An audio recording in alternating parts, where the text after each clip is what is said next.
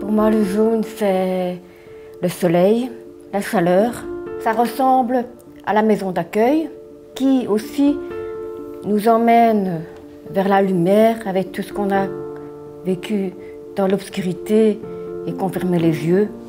La protection, parce que la flamme, elle est protégée par le verre et voilà, quelque part, on a cette petite flamme-là qu'on n'essaie pas d'éteindre et qu'on essaie de garder allumée. Et pour moi, c'est ça. La maison d'accueil, c'est ça. C'est vraiment essayer de laisser cette petite flamme qui est encore en nous, voilà, qui représente la vie.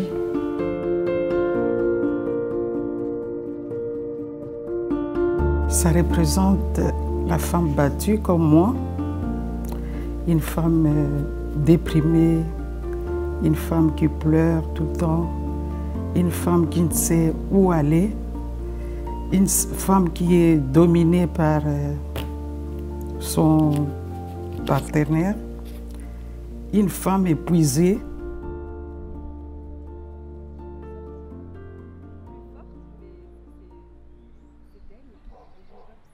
Les femmes qui arrivent ici, elles ont chacune leur fragilité et les fragilités sont vraiment différentes en fonction des personnes. On a des personnes qui arrivent dans un contexte de violence où il y a des marques au niveau du corps. Il y en a qui arrivent avec un contexte de violence conjugale mais sans marque.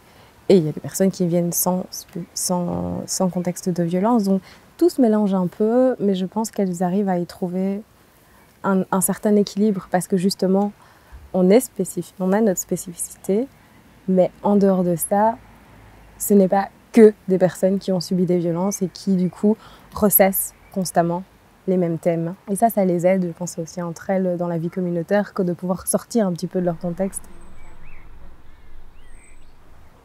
Pendant ces 2 années, je me suis sentie abattue, manque de confiance en soi, incapable. À force qu'ils me disaient que c'était une incapable.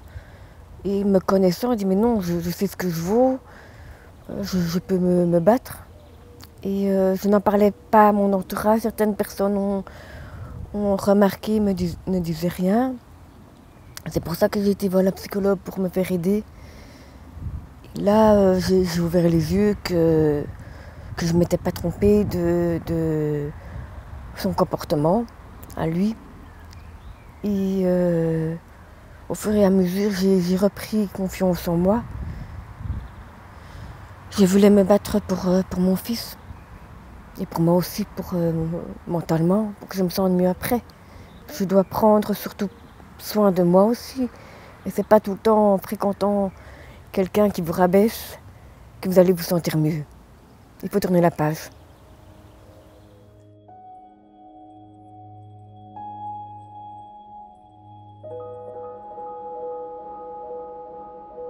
On arrive ici, on est détruite. Je sais que quand je suis arrivée ici, j'étais en larmes pendant des jours et des jours.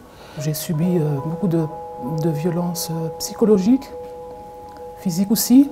Mais ce qui m'a marqué le plus, c'est la violence psychologique, où j'étais sous l'emprise de mon ex-mari, mais sans m'en rendre compte en fait que je vivais sous son emprise. Et c'est un jour, voilà, en regardant sur YouTube un témoignage d'une dame qui parlait d'elle, de sa souffrance, de sa vie. Et là, quelque part, je me suis dit, tiens, ça c'est moi. Le jour où j'ai compris, donc j'ai pris mon courage à 2 mains et j'ai décidé de partir. C'était ou partir tout court, ou partir pour rester. Et donc moi, j'ai fait le 2e choix, partir pour rester. Parce que pour mes enfants, c'était important de rester pour mes enfants.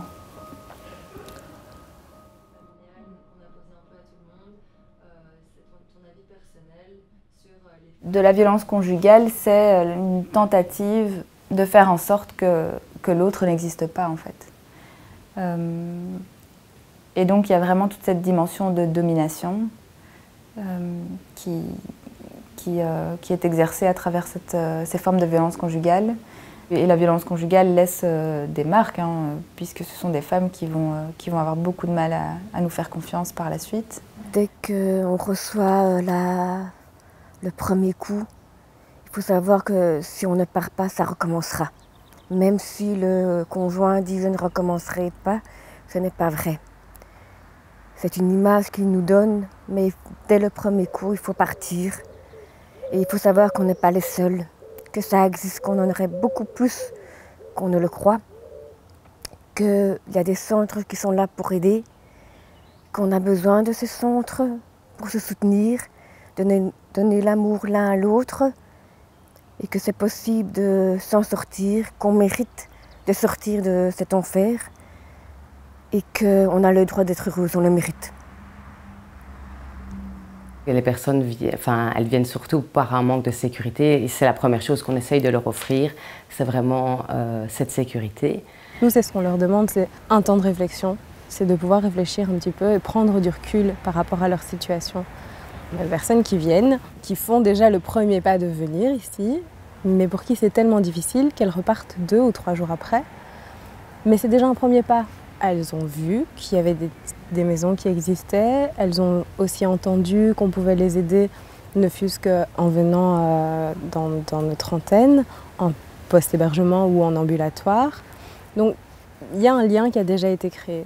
Et ça, pour nous, c'est déjà énorme.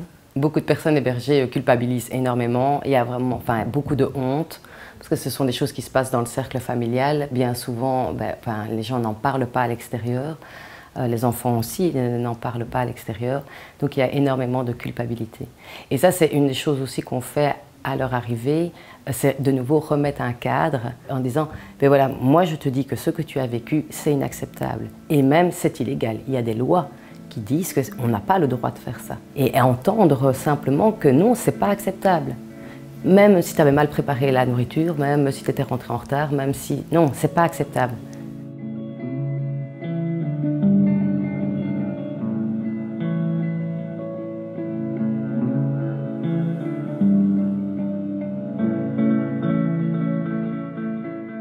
Pour les enfants aussi, c'est de leur mettre une place à part entière ici, dans cette maison, parce que souvent on les considère un peu comme un bagage qui accompagne la maman. On va travailler avec eux la violence qu'ils ont finalement aussi subie eux, parfois indirectement, mais ils restent aussi souffrants parfois de violence. C'est assez conséquent comme travail que de devoir remettre en question toute une vie à l'âge adulte. Et donc c'est aussi pour ça qu'on privilégie le travail avec les enfants, parce qu'on sait que quand les enfants sont encore relativement petits, on peut permettre une bonne empreinte et que plus tard on espère qu'ils se souviennent de ce qu'on a travaillé ensemble pour éviter qu'ils se retrouvent dans des situations très compliquées à l'âge adulte.